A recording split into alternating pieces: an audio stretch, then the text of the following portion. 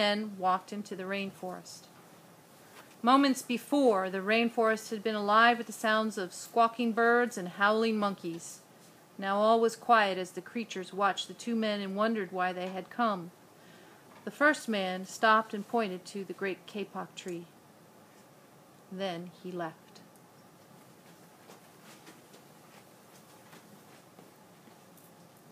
The second man took the axe he carried and struck the trunk of the tree. Whack! Whack!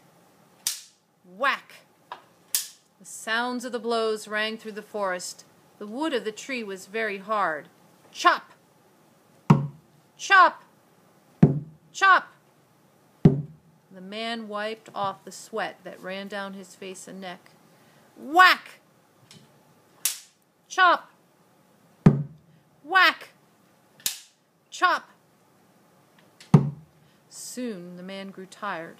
He sat down to rest at the foot of the Great Kapok Tree. Before he knew it, the heat and hum of the forest had lulled him to sleep.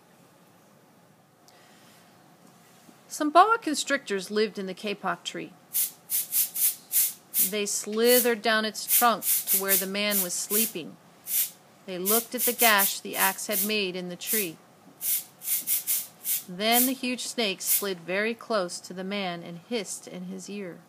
"Señor, this is a tree of miracles. It is our home, where generations of our ancestors have lived. Do not chop it down."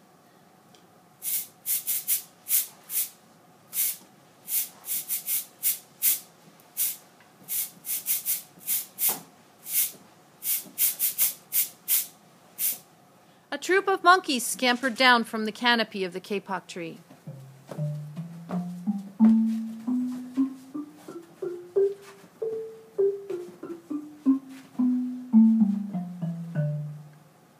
They chattered to the sleeping man. "Señor, we have seen the ways of man. You chop down one tree, then come back for another and another. The roots of these great trees will wither and die, and there will be nothing left to hold the earth in place. When the heavy rains come, the soil will be washed away, and the forest will become a desert."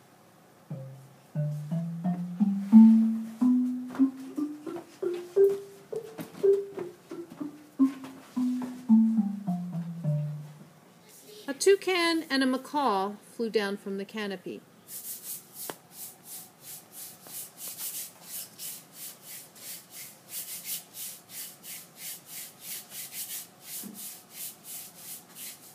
"Señor," squawked the toucan, "you must not cut down this tree. We have flown over the rainforest and seen what happens once you begin to chop down the trees.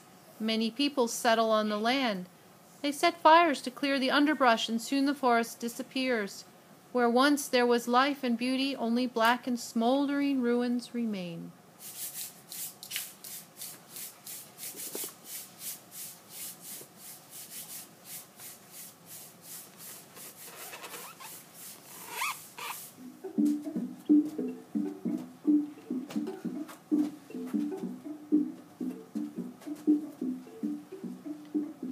In a squeaky voice, she piped in the man's ear, "Señor, a ruined rainforest means ruined lives, many ruined lives. You will leave many of us homeless if you chop down this great kapok tree."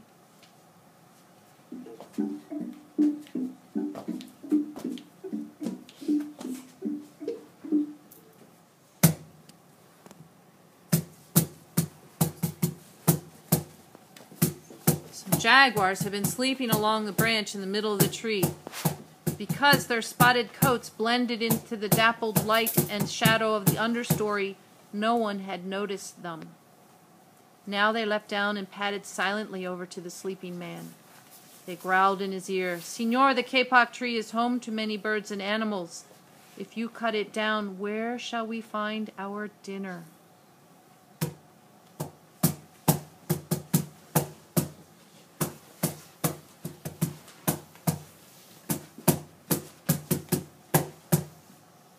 A tree porcupine swung down from branch to branch.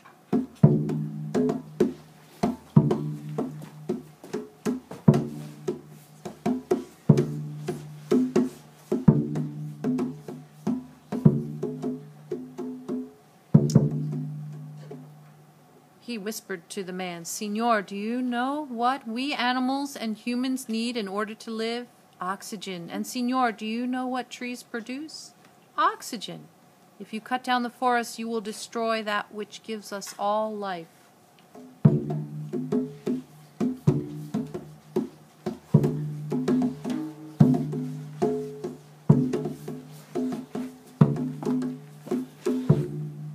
Some three-toed sloths had begun climbing down from the canopy when the men first appeared.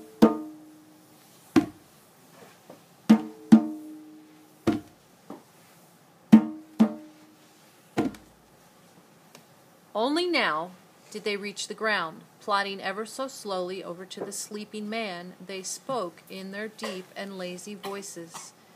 "Senor, how much is beauty worth? Can you live without it? If you destroy the beauty of the rainforest, on what would you feast your eyes?"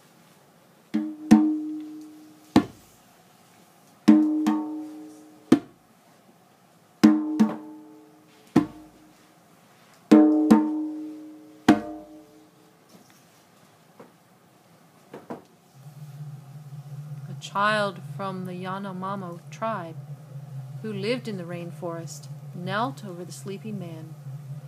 She murmured in his ear, "Senor, when you awake, please look upon us all with new eyes."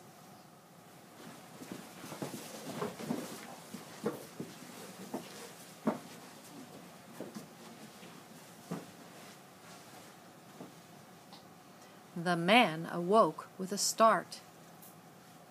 Before him stood the rainforest child, and all around him staring were the creatures who depended upon the Great Kapok Tree.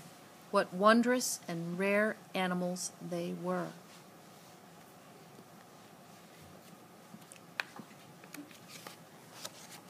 The man looked about and saw the sun streaming through the canopy. Spots of light glowed like jewels amidst the dark green forest. Strange and beautiful plants seemed to dangle in the air, suspended from the Great Kapok Tree. The man smelled the fragrant perfume of their flowers. He felt the steamy mist rising from the forest floor. But he heard no sound, for the creatures were strangely silent. The man swung back the axe as if to strike the tree. Suddenly he stopped. Turned and looked at the animals and the child. He dropped the axe and walked out of the forest.